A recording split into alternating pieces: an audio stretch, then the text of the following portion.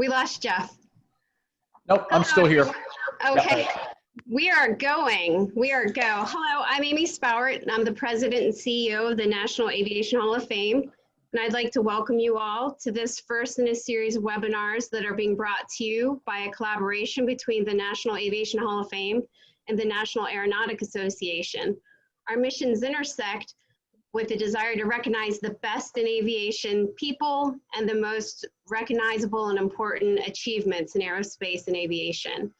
To learn more, please visit our websites, www.nationalaviation.org and NAA.aero. Members of the Hall of Fame and the NAA received advance notice of today's webinars, and we're allowed to sign up early for this limited opportunity. It's going to be the same for future events, and our next webinar will include NAA award winner and NAHF enshrinee Charlie Bolden, Hall of Fame enshrinee and NAA record holder Hoot Gibson, and National Air and Space Museum Director Ellen Stofan. If you sign up early, if you're one of the first 25 members to sign up, you will be entered to win a limited edition Hoot Gibson signed print. Today, feel free to send in your questions. We'll incorporate them as we go along. And without further ado, I'm going to go ahead and introduce our esteemed panelists. First, we have Candace McGraw. She is the CEO of Cincinnati International Airport since 2011. She is known for forward-thinking approaches to airport master planning and economic growth opportunities. Under her leadership, CVG has exponentially increased passenger numbers, lowered landing fees, increased markets served, and made a new home for Amazon's US hub, which is targeted to open on time in 2021. Michael Coelho has served as the Vice President of Corporate Safety at United Airlines since 2009. Michael has held several leadership roles in commercial aviation over his 40-year career, many of them centered in safety and flight operation. Coolest part is Michael is currently serving as the chairman of the National Aviation Hall of Fame. Jeff Murray is a graduate of Embry-Riddle and holds a PhD in engineering from Northwestern. He is an Oliver Wyman partner and led the firm's aerospace team from 2015 to 2019. He's an active flight instructor and former airline pilot. He started his career as original member of the T-45 experimental flight team. Last but not least is Dale Clattmeyer. He's the co-founder of Cirrus Aircraft. He's an airplane designer and engineer who revolutionized aviation with the use of composite materials and the Cirrus airframe parachute system. One of my favorite things to say in the world, it has a parachute! The plane is so cool, it won the 2017 Coelho Award for the greatest achievement in aeronautics in America. And even cooler, as Greg and I banter back and forth, he's a 2015 inductee of the National Aviation Hall of Fame. Our moderator is Greg Principato. He's the president and CEO of the National Aeronautic Association. He has over 20 years experience in aviation, as well as a background in government policy and legislative affairs. Greg, your show.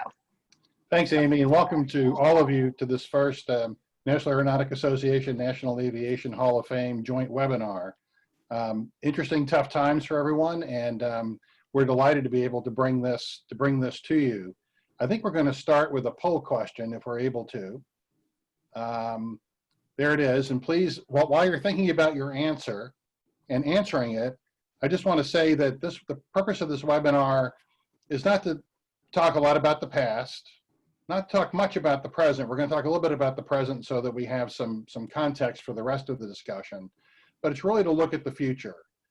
We want to talk about, we have a great panel, talk about how things really should be going forward as we come out of this COVID-19 world we're in and into the future. We'd like to leave you all having learned something, having had your thoughts provoked a little bit, and have this not be a festival of conventional wisdom. So I think we have, has everybody voted? Let's see what the results are. And while the results are being put up, I'd like to ask Jeff Murray to talk about this a little bit.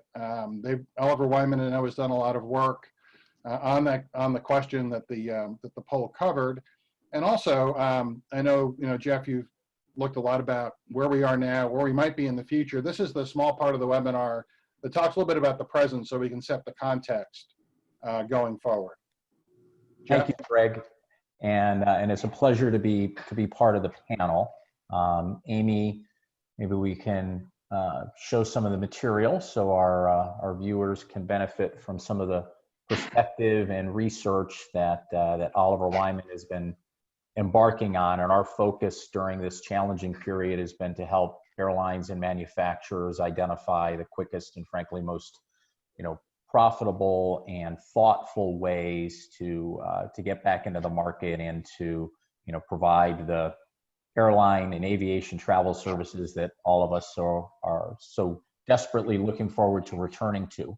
But one of the major elements of research that we recently just completed was a survey of several hundred travelers, including many frequent travelers. Everybody we surveyed had to have traveled at least once in the past year. It's around 500 travelers, and we asked them when they were considering coming back to airline travel. And I think, as we'll see a bit in the survey, the major element, today's survey, the major element that came through our research was the influence of government and public policy. As a matter of fact, over 50% of the folks that we polled said all return to travel when either the WHO declares an end to the threat, when governments lift travel restrictions, and as we know, there's still many in place outside of the United States, or when the government lifts shelter-in-place orders, transitioning away from the quarantine/lockdown. So the insight there was the role that the government and regulatory bodies are playing in the influence they are having on travelers. And we see that both across the less frequent travelers in the middle column of this page, and then the more frequent travelers, it actually turns out to be even a little more influential for that group. So the main insight is that our governmental bodies are continuing to play a really influential role with respect to the return of travel. And that leads me to the next page. And what we've done is we've looked at a variety of different scenarios in terms of when the industry will recover. And that's largely driven by travelers. So travelers return, and as Michael will talk about, we'll start seeing more aircraft get scheduled and that kind of thing. And what we've built are 3 scenarios. And we have an accelerated scenario, which frankly, we're at this juncture not putting a lot of credence in, but it's one of the scenarios that we're modeling that shows a potential return to travel, pre-COVID travel levels in the 3rd quarter of next year. So call that a little bit over a year from now. And then we have a baseline, which has travel returning a year later, roughly Q2 of Q3 of 2022. And you can see that as the middle gray line in the figure that we've got shown. And then frankly, a lot of folks are beginning to migrate towards a more prolonged recovery, which you see is the gold amber dashed line. And that could potentially take us out into Q1, Q2 of 2023. A potentially, a meaningful, long, painful, multi-wave recovery. So those are the scenarios that we're modeling, and they're meant to help frame what the industry recovery will look like. And since we're lucky to have Dale with us as a panelist today, one of the important things to talk about is how relatively resilient business and general aviation have been.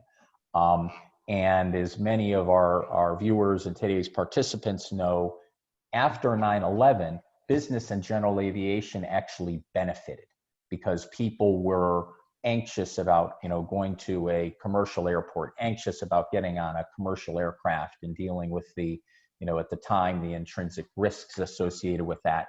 And we're seeing a little bit of that today, although as we all know, the drop off in commercial aviation has been absolutely dramatic. So what we're looking at here are depictions of three important metrics. And we're looking at commercial demand is measured by travelers buying tickets, commercial operations, and that's aircraft metal actually flying. And then the third we have is business and general aviation measured in departures. And what we've seen, since the COVID pandemic, has influenced us is a significant pullback in commercial demand. It's actually a 95% drop if you look at that note towards the bottom middle part of the page, and less so in commercial operations. So commercial operations have decreased, but they haven't decreased as much. And that's witnessed by, the examples that we've heard about in anecdotes of 5 or 10 people traveling on an aircraft that could seat, as many as 144 travelers. Now, what's been more resilient is business and general aviation, which has not dropped nearly as far as what we've seen in commercial aviation. So business and aviation, still a meaningful drop, 75%, but there's still folks out there, and speaking as an active part of the business and general aviation community, I can see that firsthand when I go out and visit my local, GA airport, where there's still a lot of activity and folks flying around. So these are meant to tee up, today's conversation in terms of, travelers that are returning, what the scenarios could look like, and importantly, the influence and resilience that business and general aviation are playing in the market. Thanks for that, Jeff. I mean, there's a lot of meat to that, and not all the news is great. And obviously, we have some hills to climb. And Dale, as someone who, I think we need to have our sights lifted a little bit right now. As someone like you who not only is recognized throughout aviation for what you've done, an innovator, an inventor, really.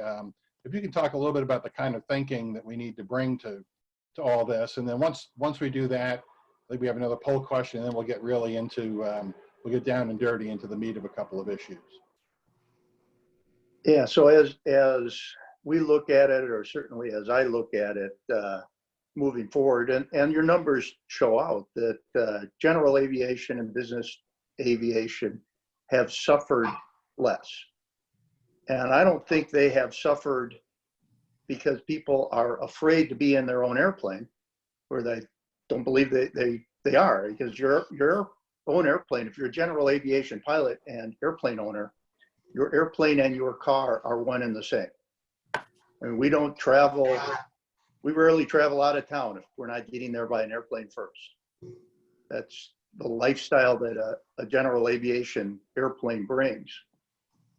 So what we are seeing is in GA is clearly the effect that the economy has had. People don't have places to travel to because where they were going to go, things aren't open, or their business is shut down. So they're not traveling because of economics is certainly the biggest effect at this point. And that economics issue is completely created by this virus and the shutdown required to fight the pandemic. But it's not that people are afraid to go to their own airplane, and the FBOs that I've been through have clearly had less traffic, and masks are worn. I would say mask wearers is very common, prevalent in the FBOs. It's clearly, is there a need to travel?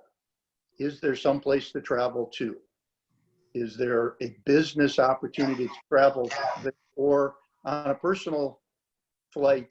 Are you going someplace on vacation? Then you're concerned about what you have to do and what you're capable of doing when you get to that location. Or are you going to go visit family? Well, people aren't going to grandma's house like they were because of the obvious fear of spreading an infection to their own family. So that is the effect. And I do think that GA will lead back the aviation recovery. Just, people want to drive in their own car before they want to get into a bus. It's interesting you say that, and we put up the results of that poll. which clearly showed, unlike the more maybe extensive poll that Oliver Wyman took, but showed that the people on this webinar anyway, the leading factors that would get them back traveling were a vaccine and a decline in the infection rate, and things like the government and so forth were less of a factor for some of our audience, which is very interesting, I think. And as we get into the nitty gritty of some of these issues, I think we have another poll question we're going to put up about, you see it right? Well, I think that's the first one. Yeah. And then the second one is, will public health imperatives necessitate a rethink of the passenger screening experience? It's, of course, a simple yes/no question. And I think I'm guessing what the, there it is. While you're answering that, this is where we want to talk a little bit about what needs to be done in the near future. We need to restore public confidence, as the previous poll results show. We need to promote personal responsibility. After 9/11, we knew what to do. Harden the doors, take the box cutters off, the screening and all the rest of it. We knew what to do. The threat now is not as visible, and it's silent. And so how do we deal with that? And even after a vaccine, people are going to worry. So what I'd like to do is ask Candace first, and then Michael to talk a little bit about, from a 30,000 foot perspective, because we have some questions to get into some of the details, what from their point of view they think needs to happen in the airports and then on the airline side to get people traveling again. Candace? Sure, thanks, Greg. You know, I think you've all read that in the near term, anybody coming to the airport is going to be seeing all of the airport and airline employees in masks and some sort of face covering. They will see plenty of hand sanitizer stations everywhere throughout the airport. The passengers themselves will be asked to wear some sort of face covering. They'll see extensive cleaning crews, very prevalent. You'll see plexiglass at all the ticket counters and within the concessions. You'll see less restaurants and less restrooms open so that airports can focus on cleaning those high touch areas till the passenger demand comes back. So in the near term, you'll see all of that through the TSA checkpoint. The agents are wearing face coverings and eye coverings. They're asking you to change protocol to make sure you don't pack certain items in your bags, right? Because what they're trying to do is have less contact points. You'll be screening your own identification device. They will try to eliminate any sort of bag searches as to the extent possible. So that's the immediate. And then I think, you know, Michael can talk about from an airline perspective, and then I know we'd like to maybe talk about what might be future things people will see as technology and innovation continues to develop. Michael? Well, thanks, Greg, and thanks, Candace, and thanks to my fellow panel members. It's a pleasure to be here. So at United, you know, the safety and well-being of our passengers and our employees are number one. We have an obligation to send people home the same way they showed up at the airport. We have no higher obligation. And we've done that very, very well in the past. Recently, because of the coronavirus, we're way out in front. We just recently announced a partnership with the Clorox and the Cleveland Clinic for new standards of cleanliness on our aircraft. And it starts from the time you get into the, you walk through the terminal door. And I know Candace is responsible for some of that up front, but so are the airlines. In the lobby, enhanced signage, touchless kiosks, self-service kiosks, sneeze guards when you walk up to the counter to make sure that there's a protective, not only to our employees themselves, but the protection to our customers, our passengers. At the gate, sanitizing high-touch areas where passengers are located. New boarding process, we board from the back to the front. Obviously, for our high-frequency, high-value customers, that's a big change. But it's one of the things we do to eliminate exposure. Self-scanning boarding passes is another thing that we do, and customer masks. I mean, as we all know, all the airlines have mandated customers wear masks, and so are our employees. You know, on board the aircraft, all our employees are wearing masks, pilots, flight attendants, hand wipes, back to front boarding, enhanced cleaning procedures using electrostatic sprayers. Food and beverage offerings are going to be different going forward. We're going to pre-package that so we only have one touch point. We're not using reusable cutlery and reusable dishes. Economy snack bags, that common use material is all going away, and the way we deplane is going to be different. behind the scenes, we have our Clean Plus program with Clorox, temperature checks, hand sanitizer, temperature checks for employees. And so there's a lot going on. It's changing who we are as an airline. But to Dale's point, people have to have some place to go to. And if Disney World is closed, that means Orlando is basically shut down. If Las Vegas is closed, those are convention sites and conventions. So how do we get people to, once those venues open, then we can see more and more travel. But until that happens, I think the airline business or any other business is going to be kind of flat. Hotels, rental cars. It translates to the entire travel industry. And so as we get these venues open, I think you're going to see more and more travel.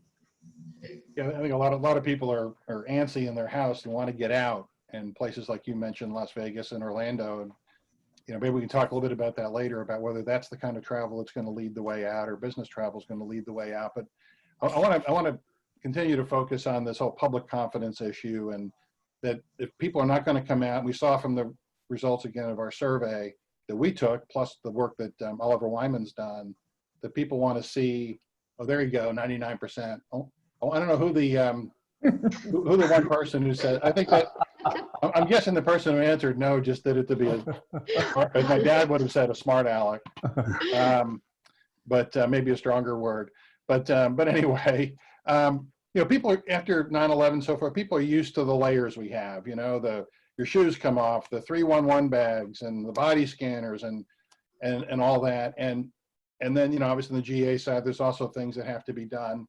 And none of that got removed. People just got used to it. I think at one point, I remember 10 years ago, people talking about the checkpoint of the future. IATA and ACI were working on this, and we were going to walk through a magic tunnel and be able to walk onto the plane, but people got used to the way it is now. Now we have all this on top of it, and people are much more frightened to travel of a virus than they are of someone trying to bring a box cutter on an airplane.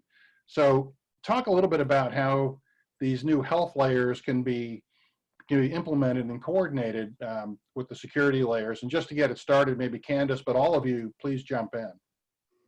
So Greg, I think you're 100% right. The checkpoint of the future was the big talk 10 years ago, but there have been steps towards that. I think this latest pandemic is going to really have innovation lean in on how do we do this? How do we make it more seamless? How do we make it so there aren't touch points, et cetera, and building confidence. A lot of discussion out there on should there be temperature checks for all the employees, for passengers? Who should do those temperature checks? Is it TSA? Is it a federal agency? Should they be done at airports? So I think innovation is moving forward in that front. One of the things we're actually testing at CVG, or soon to be testing for our own employees, is taking temperatures as folks walk through a dedicated corridor, but it's taking the temperature of your tear duct. So it's much more exact, and less intrusive than some of the other devices. So I think it's about trying to make the experience seamless, but make it so that we have resilience going forward. Yeah, I agree with that, Dan. It's going to be interesting to see where that choke point, because if we add another choke point into the process, that is when you walk through the front of the terminal and we can't get people through and that throughput is not there, that's just one more inhibitor for people moving forward. So it's about understanding what is the best way, the most efficient way to get people through. But the other issue is, if somebody does have a high temperature, how do you resolve it? Right. I mean, what's the resolution? So I walk in and I have 102 temperature. Is that because I have the COVID virus, or is that because I'm taking chemotherapy, which normally elevates your temperature? Is that because I just ran to the airport? And so what's the resolution? And then if that person is moved to the side, how do you resolve it? Do you refund the ticket? Do you put them on another flight? I mean, those are all the questions and answers I think not only the airlines, but the airports have to answer, and the health officials, whether it's CDC, National Institute of Health, or WHO, the World Health Organization. And it's got to be global standard. It's got to be something that everybody agrees on, so people don't avoid Dayton because Dayton has a higher standard than Cincinnati, or vice versa, right? It's got to be a standard across, first of all, across the United States, but then a worldwide standard, hopefully. Yeah, Right, those are kind of exactly. things It has to be after 9/11 universal. Oh, go ahead, Candace. No, I'm sorry. No, I agree. Just some universal standards. And I think the one benefit out of this pandemic is I think you have the airports, airline, and everybody, throughout the aviation sector working closely together, really talking about these issues because we have to work together to bring passenger confidence back. Right. Jeff, obviously with the SARS and all the rest, you have a global view looking at the rest of the world. What have you seen in Asia and other places after those pandemics that they've done that can really be of value here, trying to rationalize that whole experience so it's efficient, so you're not getting people upset. So the old term they used to say, quiet the checkpoint, to do that. Right. So, what we've seen are, travelers are resilient.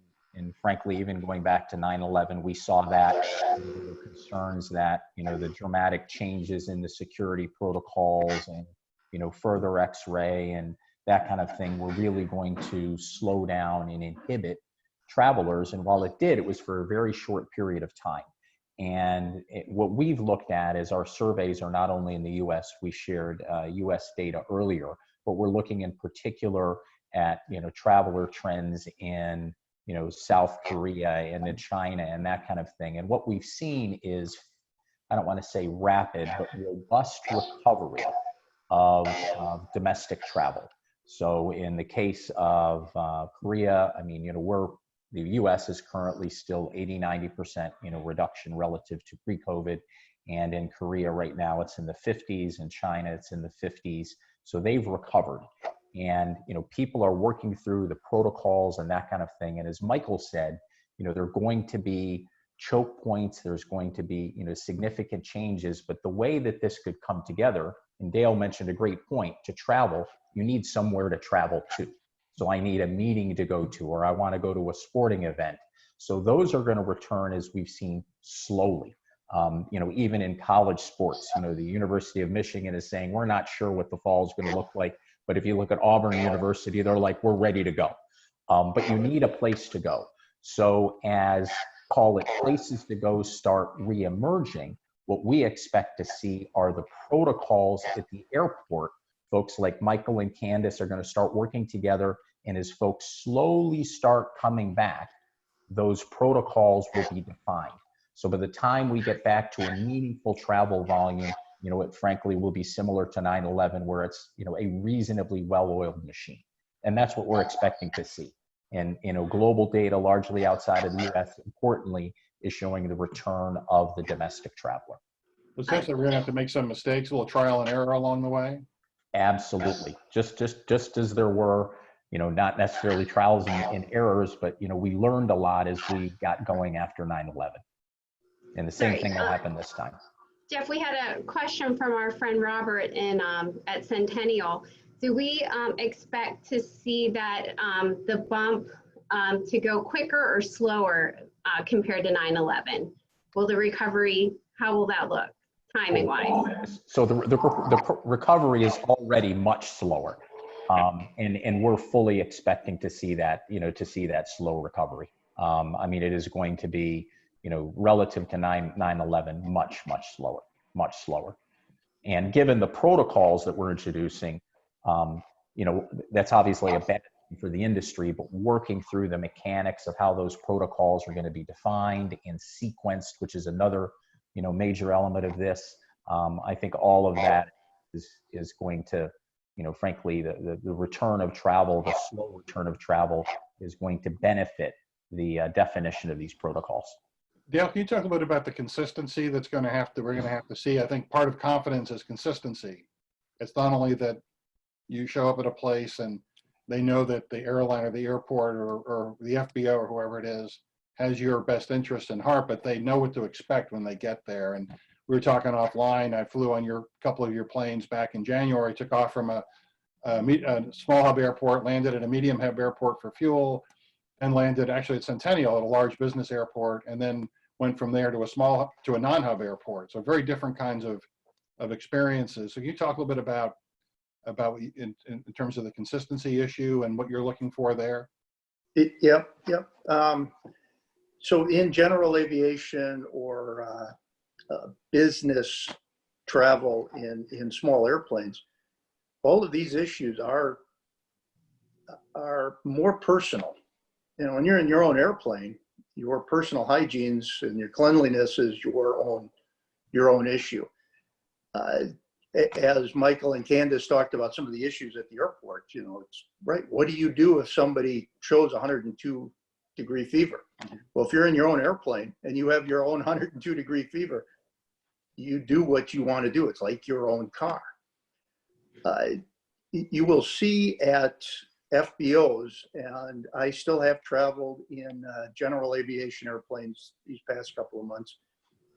I've been to a couple FBOs that were spotless and feel very comfortable going back. I went to a small FBO that I rarely feel comfortable at because I don't ever think that it's that clean. I'm not going to go back because now I know it's not clean. Even through this, I didn't see an uptick in them trying to change the appearance of the FBO. But it does come down to who needs to travel and where are you traveling to, and that consistency outside of our segment of the industry. You know, an area that we've talked about who will benefit as you have inconsistencies or that fear of inconsistencies in the airline. I think business travel will more likely start back, or you'll see an increase in charter operations where the businessman still may need to go on this trip. This is not discretionary, but may not want to get onto that airline because of the concern of the inconsistency through different airports. They want to keep that personal. They're going to go charter. You know, I think we will see a growth in that, and different from airlines where I think you'll see maybe the personal or private or recreational person returning to the airlines. I think charter and GA is going to see the business person driving that return and the growth in our end of the industry. In fact, I think I saw another comment from our friend Robert out at Centennial, Amy, that he's already seeing an uptick in charter activity at his airport for, Dale, exactly the reasons you're describing. If you need to go someplace and you have any apprehension about going through the airports with large crowds, although there aren't large crowds right now in airports, but as they come back, I think charter and personal aviation is going to benefit, but I think it's a short-term benefit, and certainly the economy is always the bigger driver. Right.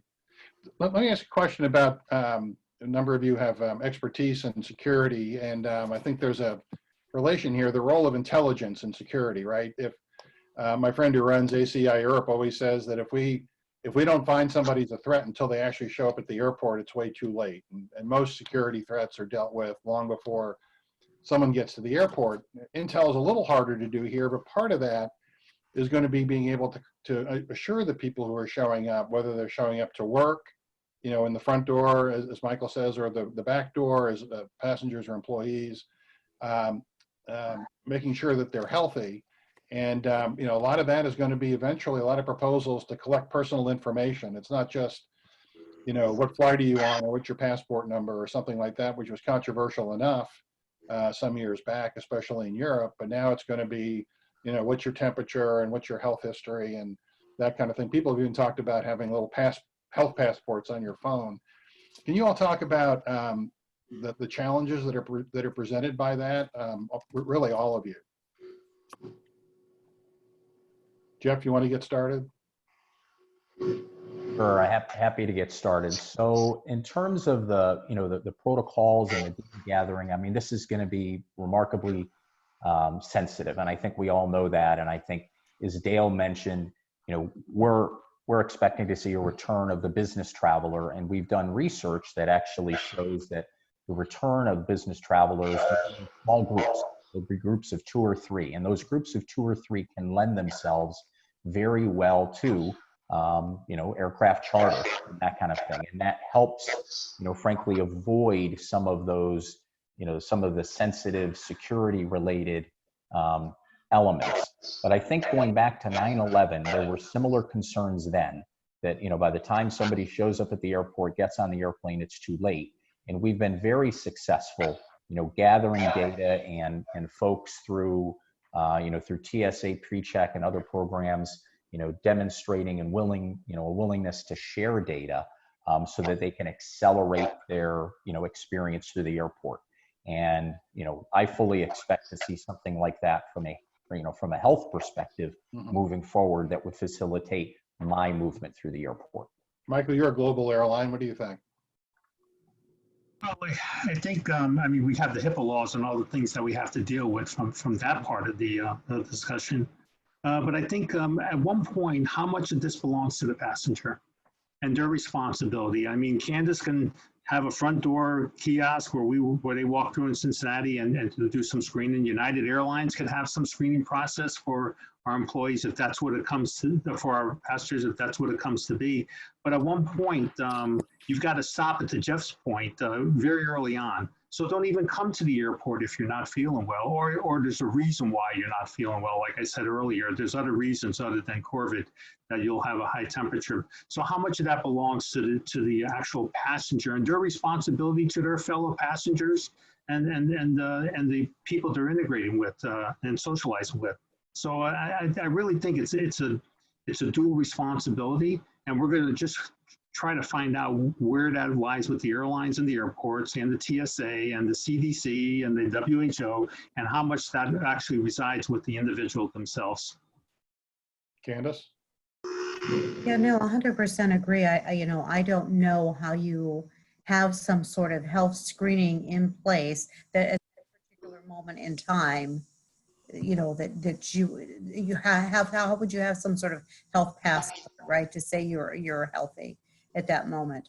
I think all of the things we're doing to ensure cleanliness, promote good hygiene, those matter. You know, relative to the whole, you know, leisure and business travel and what will come back first, you know, as Jeff said, from the studies out of Asia, and I've been talking to my Asian colleagues, definitely the domestic and leisure travel coming back first, in large part because until the large corporations and their risk managers and travel managers feel comfortable putting their folks on the plane, that'll be the indicator.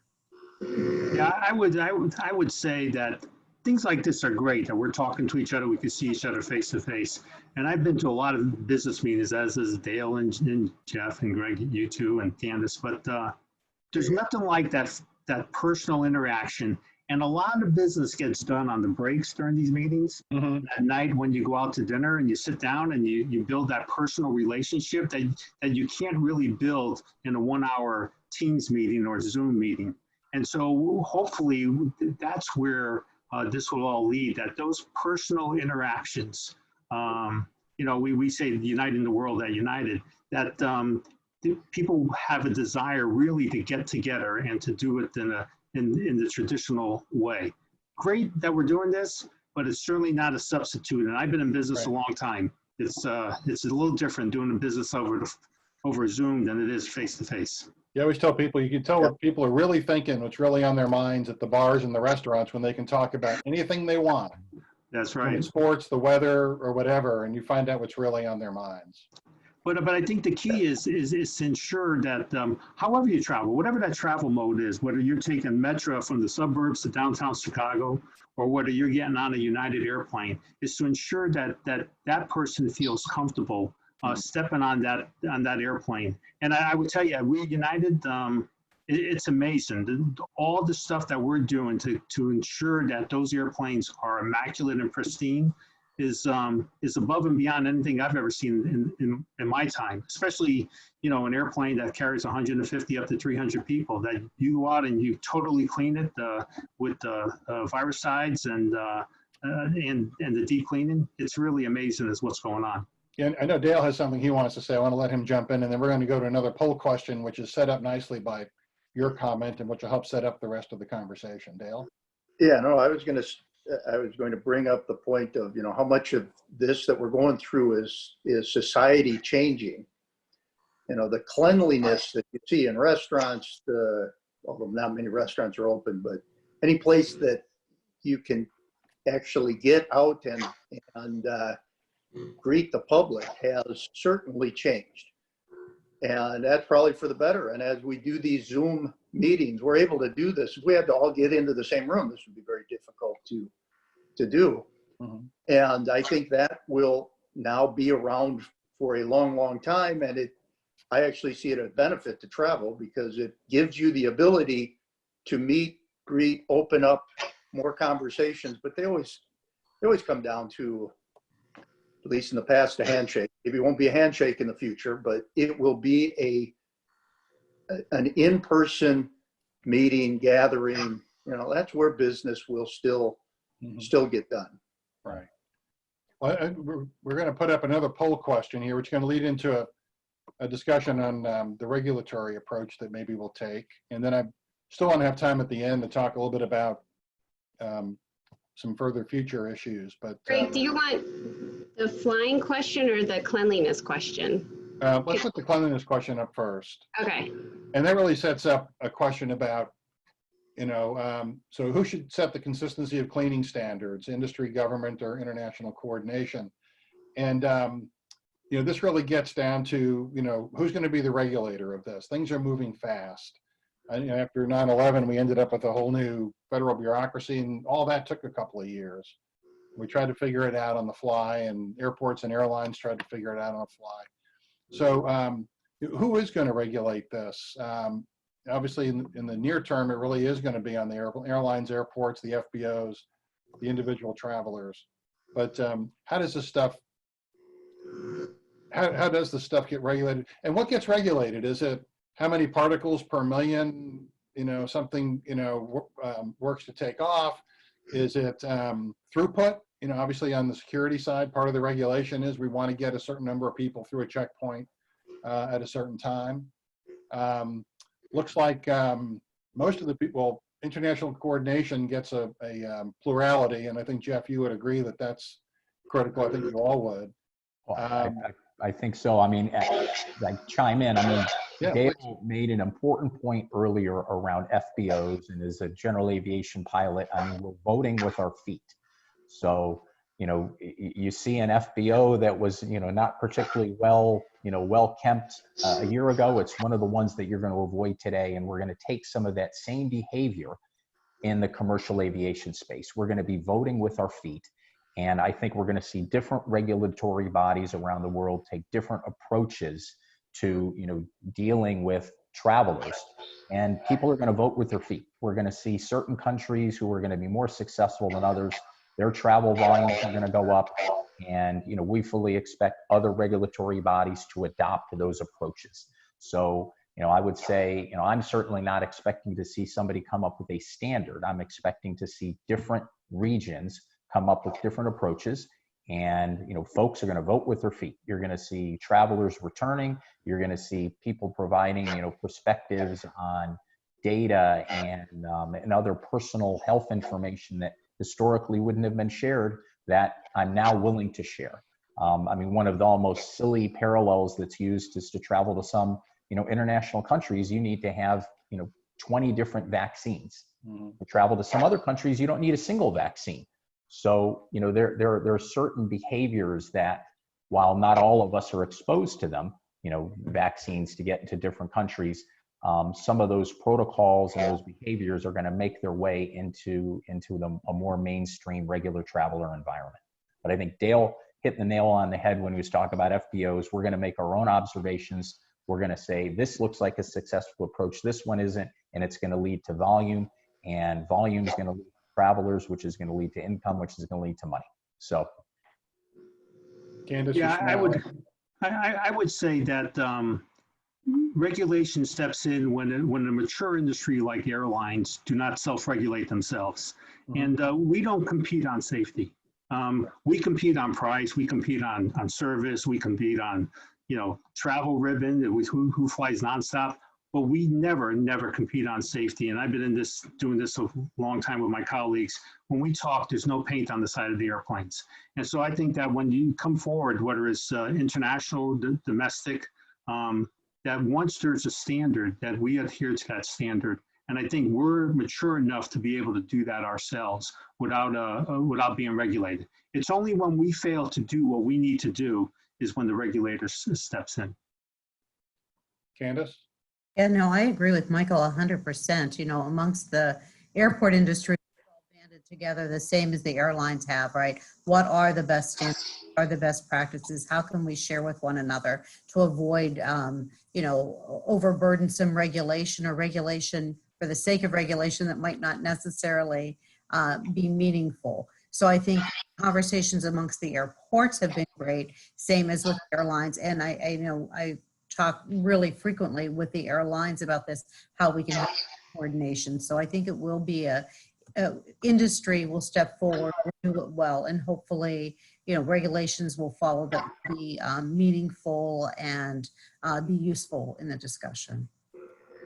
Do you think those industry, I agree with everything you said. Do you think that in a case like this, that the traveling public will be satisfied with that, or will they demand that, whether it's ICAO and international or it's FAA or whatever, that there's, or that there's some kind of regulatory overlay eventually? Oh, no, you know, it's interesting. It would depend on the adoption of the standards, right? There are some huge outliers. I think that's when you might see, you know, some larger bodies like an ICAO step in, et cetera. But, you know, remains to be seen, I would think.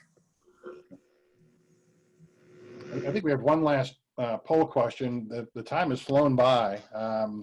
We have one last poll question, and I want to have a little bit of discussion around that. We're going to put that up. How will the pandemic impact your future travel plans? Pick one of them, and we'll see what you all say in our audience. So, Greg, I'm absolutely fascinated that Jeff Murray smiled as soon as he saw the poll question. So I'd love to know why. yes, Jeff, why are you smiling? Well, I think it's related to the whole panel. I mean, if you're looking at point-to-point connecting, I mean, there's opportunity to satisfy this travel demand commercially, and frankly, also through, you know, charter and business aviation and general aviation. And one of the things that we expect is some of that point-to-point travel, you know, to avoid a hub where it's a group of 2 or 3 folks will be traveling on a, you know, a Vision Jet or something like that going forward, rather than, you know, sitting in 23, you know, seats 23A, B, and C on a 737. So I think it's it's an interesting question. I think the responses are going to be interesting, and I'd be surprised to see folks say, you know, from a commercial perspective that, you know, I'm only going to travel point to point, because we fully expect a lot of the burden is going to be at your departure point. And when you connect, you're just going to be traveling through, you know, a facility the same way you're traveling through a mall or a public space. There's the results. It looks like everybody on the screen is interested in them. I mean, it won't impact at all, 31%, but point to point only 28.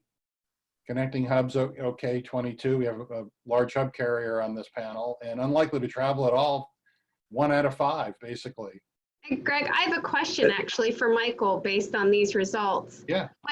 Michael, what is the number of people? Is this point to point only versus connecting flights are acceptable? Is that pretty relative to what we'd see in pre-COVID travel anyway?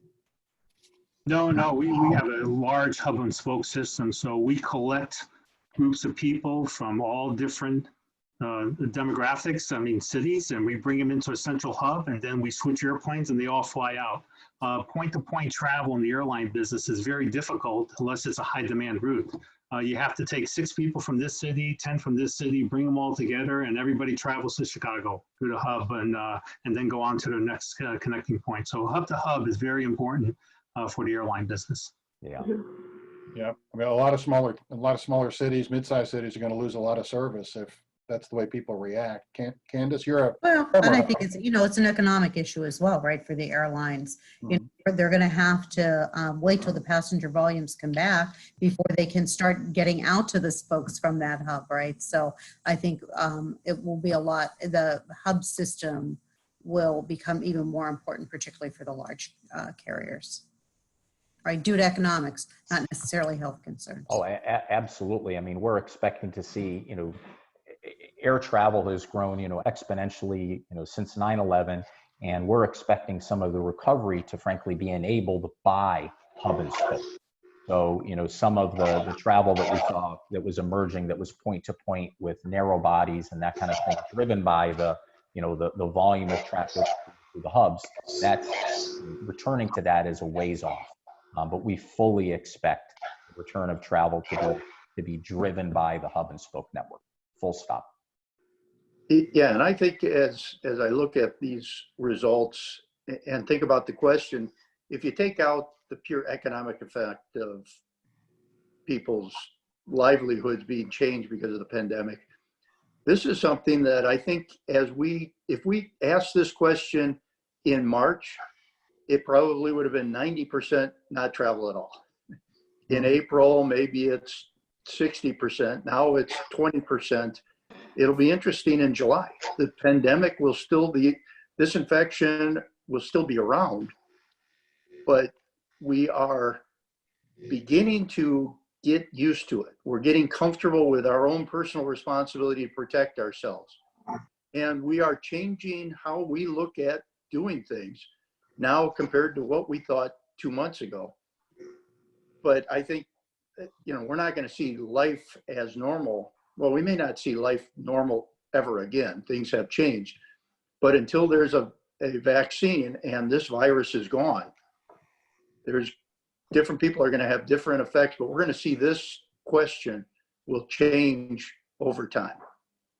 Yeah, let me add that last year, the U.S. airline industry flew 850 million passengers, the U.S. airline industry. That's 2.5 times the population of the United States. And over the last 10 years, over 7 billion passengers, the population of the world. We have become an airline dependent society. Back in the 50s and the 60s, we started getting dependency on the interstate highway system. But now people don't think twice about getting on an airplane and just travel someplace for the day and come back that night because the fares have come down, and that's who we are now. So it's changed who we are as a society. That airlines are important. Look at Hawaii. I mean, their whole economy is dependent on airline travel. Right. I mean, unless you want to take a boat there, but it's all airline travel, and it's we've become very used to it and very dependent on it. Yeah, thank goodness we're not in the cruise industry. Right.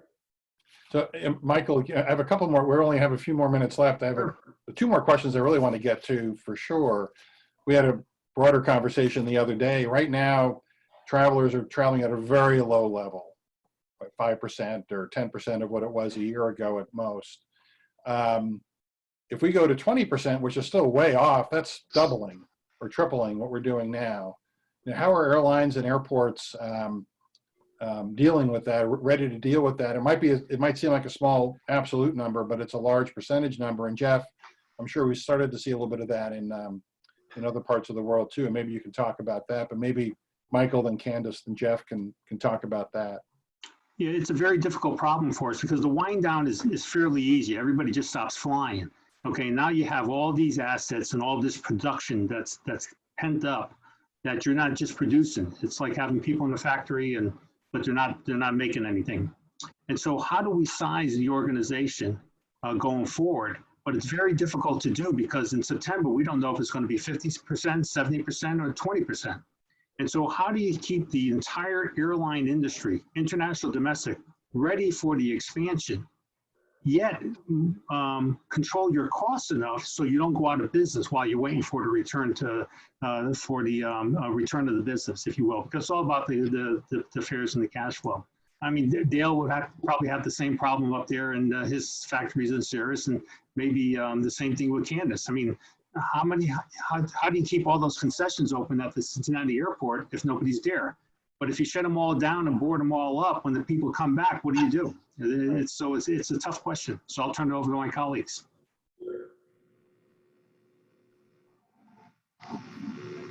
Nail on the head. That's exactly the discussions we're having now, right?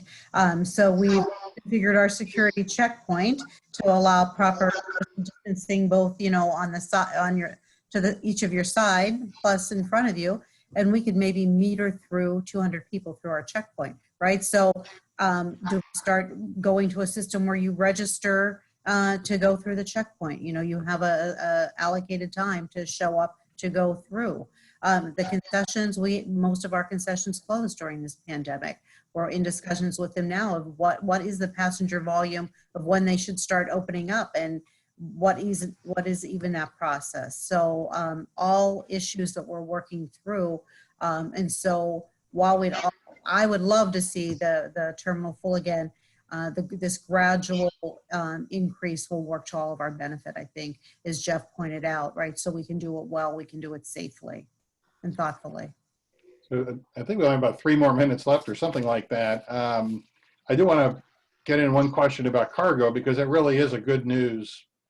You know, Candace, I think I saw someplace that you're at holiday levels in terms of cargo handling at your airport. And sorry, Michael, to mention another airline, but I saw that another major U.S. airline, I won't mention the name maybe, hadn't had a cargo flight in 30 years, and now they have 140 a week. And Virgin Atlantic, I think it is, has 90 a week, and all cargo. And, you know, obviously with all the medical equipment needs to be flown that way. 40%, even before this, 40% of or more of the world's trade by value traveled by air. A lot of high-end stuff. And I'd like to hear any comments, maybe from all of you. We'll start with Jeff about cargo and you know, where we go from there. And I think we'll probably have to wrap up after that. Well, cargo, I mean, cargo has been, the I guess, shining star in all of this. I mean, all of the cargo are doing well. Yields are up, volumes. I mean, the necessary infrastructure that's been provided by the cargo carriers has become very, very front and center. It tended to be historically something that, a package would just show up at your door and there wasn't a lot of awareness on how it got there. And I think that awareness is now much higher than it has been historically, and the cargo business is going to benefit from that.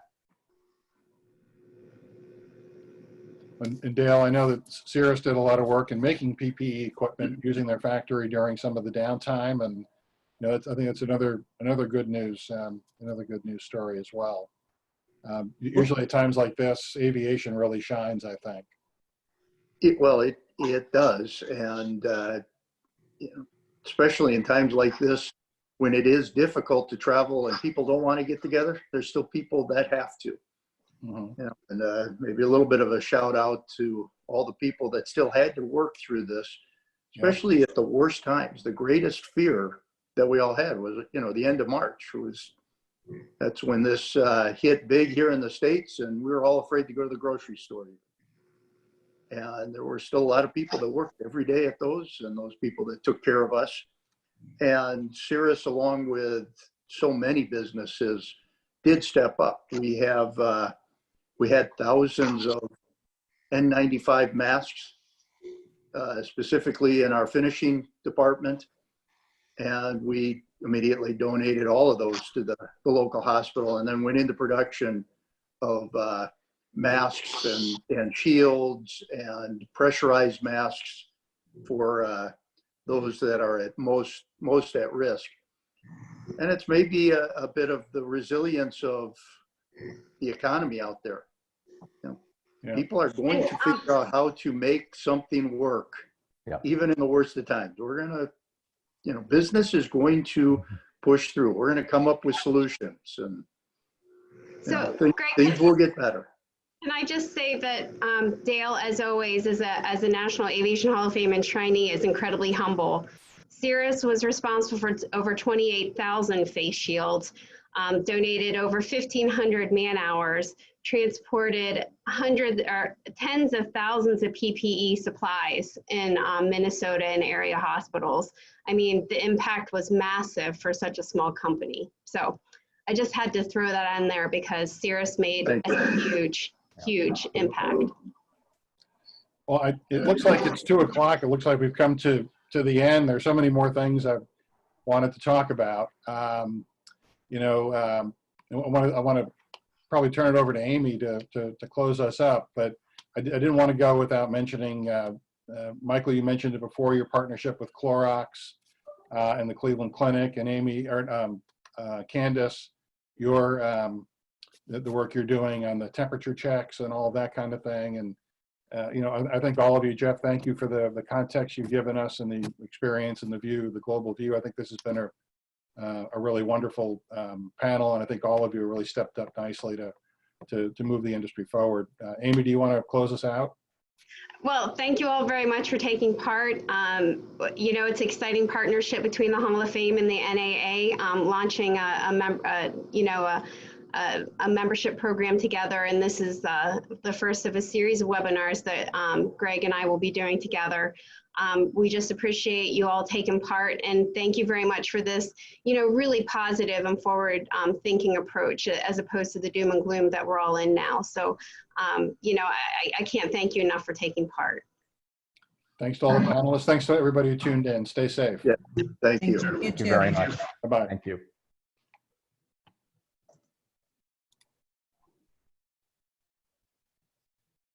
All right, we're off.